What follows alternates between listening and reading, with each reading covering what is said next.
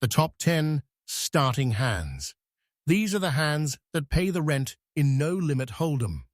In the next 10 minutes, you'll learn exactly which hands they are, why they print money, and how to stop bleeding chips on everything else. Here's the truth most players don't want to hear. The average recreational player puts money in the pot 35 to 40% of the time. Winning regulars? Closer to 20 to 24%. That gap, those extra 15% of hands, is where the money goes to die. The top 10 starting hands account for less than 5% of all deals, but they generate a massive share of your lifetime profit. If you master nothing else, master these. Here they are, the top 10.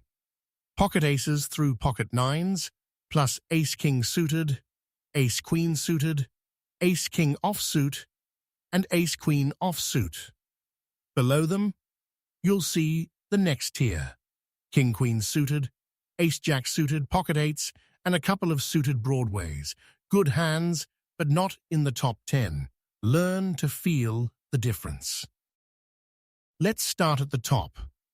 Pocket aces against a completely random hand wins 85% of the time. No other hand in poker comes close to that kind of raw dominance. When you're dealt aces, you are an enormous favorite against literally anything. Tier 1.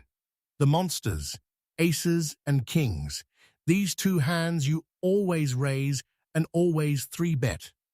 There is no position, no stack depth, no table dynamic where you should limp or flat call with pocket aces or kings before the flop.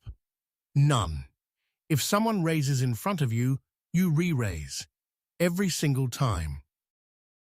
Kings versus queens. It's not even close. Kings win over 81% of the time. That's why kings are in tier 1 and queens are in tier 2. One tier down, and you've already lost a huge chunk of equity in this specific matchup.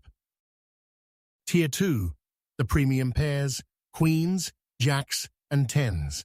These are strong raising hands and frequent 3-bet candidates, but they come with a warning label. Unlike aces and kings, these hands get nervous when overcards hit the flop. If you have pocket queens and the flop comes ace-7-3, you are no longer in cruise control. You need a plan. Here's something that surprises a lot of new players. Ace-king suited, big slick, is actually a slight underdog against pocket queens, 46 to 54. Ace-king is a powerful hand, but it's a drawing hand. It still needs to connect with the board to win. Tier 3, the big Broadways, ace-king and ace-queen, suited and offsuit. These are premium holdings. They dominate weaker aces and most face cards. But here's the thing. They are fundamentally unpaired hands. They need to hit the flop. When they connect, you often have top pair with the best possible kicker. When they miss, you're holding ace-high. And ace-high isn't really a hand. It's a prayer. But when ace-king does connect, it looks like this. Flop comes king 7-2 rainbow. You've got top pair, top kicker, on the driest board imaginable. The turn is a 9, the river a 4. This is the dream scenario. You can bet every street for value and build the pot to around 1800. This is what tier 3 hands live for. Now, here's something critical. The value of these hands changes depending on your position at the table. Pocket aces are pocket aces in every seat, but a hand like ace-queen offsuit. Under the gun with 7 players behind you, it's a cautious open. On the button with only the blinds left to act, it's a confident raise with position for every street to come. Same hand. Completely different situation. Watch what happens to the range chart as you move around the table. From under the gun, you're playing roughly the top 8% of hands, basically our top 10, give or take. But from the button, that range expands to 25% or more. All those secondary hands, the suited connectors, the smaller pairs, they become playable when you have position. The top 10 are your foundation. Position tells you how much to build on top of it. Here's the hardest lesson in this entire series, and we might as well get it out of the way now. Winning poker means folding 70 to 80% of your hands.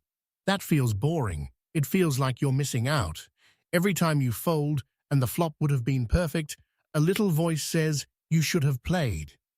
Ignore that voice. The money you save by not playing Jack 6 offsuit or King 3 suited adds up to thousands of dollars over a career. You make money from the hands you don't play. That's not tight.